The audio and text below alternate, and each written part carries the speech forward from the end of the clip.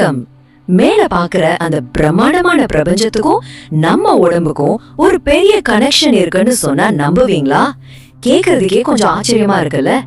இந்த ஒரு ஸ்பெஷலான தொகுப்புல நாம இத பத்தி தான் ரொம்ப டீப்பா ஆனா ஈஸியா புரிஞ்சுக்க போறோம். வாங்க உள்ளே போகலாம். ஆரம்பத்திலே உங்ககிட்ட ஒரு சிம்பிளான கேள்வி கேக்குறேன். வெயில் காலத்துல ஒரு மாதிரியும் குளிர்காலத்துல ஒரு மாதிரியும் நம்ம உடம்பு ஏன் ரியாக்ட் பண்ணுது? பருவநிலை மாறும் போதெல்லாம் நமக்கு ஏன் அடிக்கடி உடம்பு சரியில்லாம போகுது?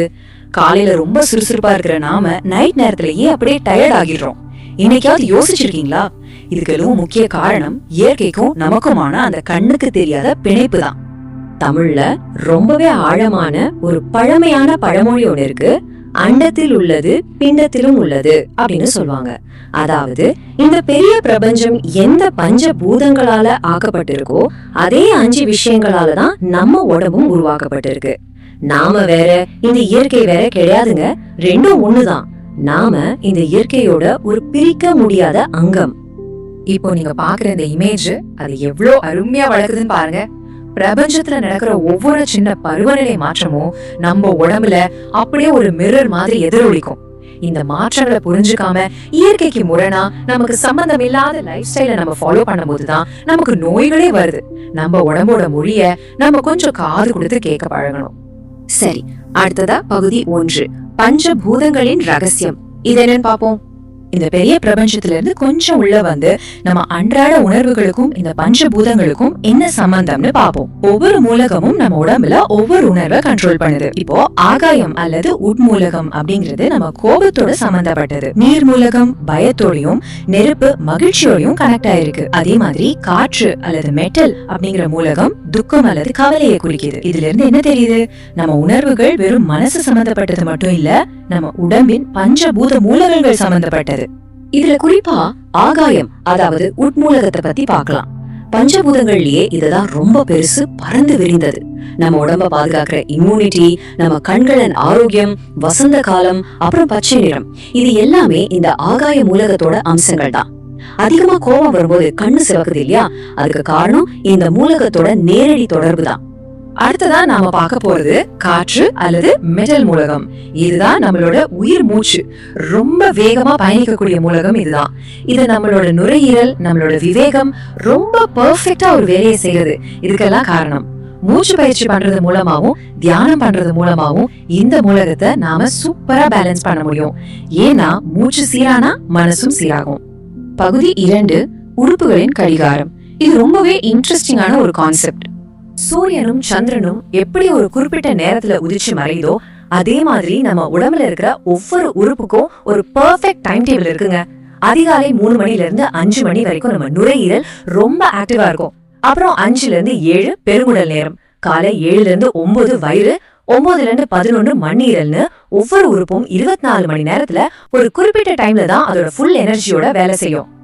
இதுல ரொம்ப முக்கியமான விஷயம் என்னன்னா, இந்த நேரத்தை நம்ம சரியா பயன்படுத்துறது ரொம்பவே அவசியம். குறிப்பா இங்க பாருங்க, காலையில 7ல இருந்து 9 மணி வரைக்கும் நம்ம வயிறு முழு சக்தியோட இருக்கும். அந்த நேரத்துல நம்ம சாப்பிடக்கூடிய சாப்பாடு தான் ரொம்ப ஈஸியா செரிமானம் ஆகும். அதனாலதான் காலை உணவை ராஜா மாதிரி சாப்பிடணும், அதை எக்காரணம் கொண்டும் ஸ்கிப் பண்ணக்கூடாதுன்னு நம்ம பெரியவங்க சொல்றாங்க.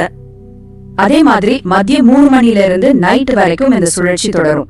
நள்ளிரவு நேரத்துல அதாவது 11 மணில இருந்து விடியற்காலை 3 மணி வரைக்கும் நம்ம பித்தப்பையோ கல்லீரலோ உடம்புல இருக்கிற நச்சுக்களை வெளியேற்றுற வேலையை செய்யும்.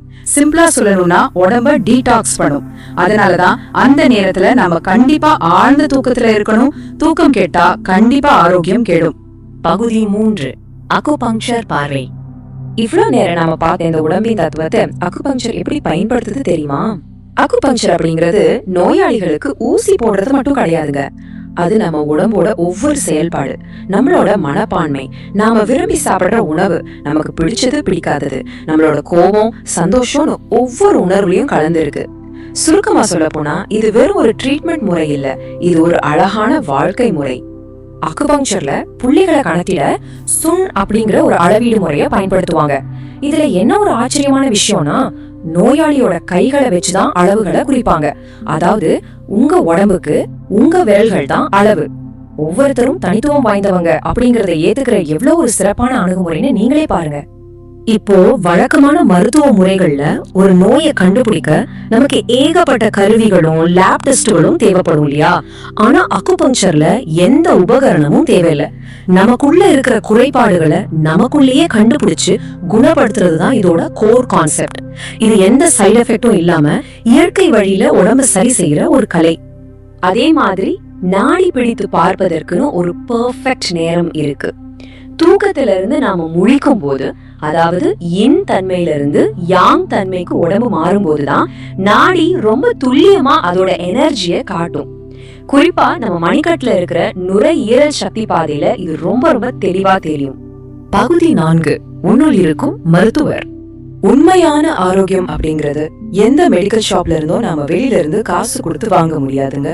அது உங்களுக்குள்ளேயே தான் தூங்கிட்டு இருக்கு. அதை நாம தான் தட்டி எழுப்பணும். நம்ம உடம்புக்கும் இயற்கைக்குமான அந்த பிணைப்பை மதிக்கிறது தான் ஆரோக்கியத்தோட முதல் படி. நாம எல்லாரும் இந்த பிரபஞ்சத்தோட இணைக்கப்பட்டிருக்கோம். அதே சமயம் நம்ம ஒவ்வொருத்தரும் ரொம்ப ரொம்ப யூனிக்கானவங்க. நம்ம உடம்பின் தேவைகளையும் அதோட இயற்கையான சுழற்சியும் புரிஞ்சுக்கிட்டா நோய் எதிர்ப்பு சக்தி தானாகவே வேலை செய்யும். இப்போ உங்களுக்கான ஒரு கேள்வி. இந்த பிரபஞ்சமே உங்களுக்குள்ள அடங்கி இருக்குன்னு உங்களுக்கு நல்லா தெரிஞ்சிடுச்சு. இனிமேலாவது உங்க உடம்பின் உறுப்புகளின் கடிகாரத்தையும் பஞ்சபூதங்களின் மாற்றங்களையும் கவனிப்பீங்களா? இன்னைக்கு உங்க உடம்பு உங்ககிட்ட என்ன சொல்லுதுன்னு கொஞ்ச நேரம் அமைதியா காது கொடுத்து கேப்பீங்களா? யோசிச்சு பாருங்க. மீண்டும் ஒரு அருமையான டாபிக் கூட உங்களை சந்திக்கிறேன். நன்றி.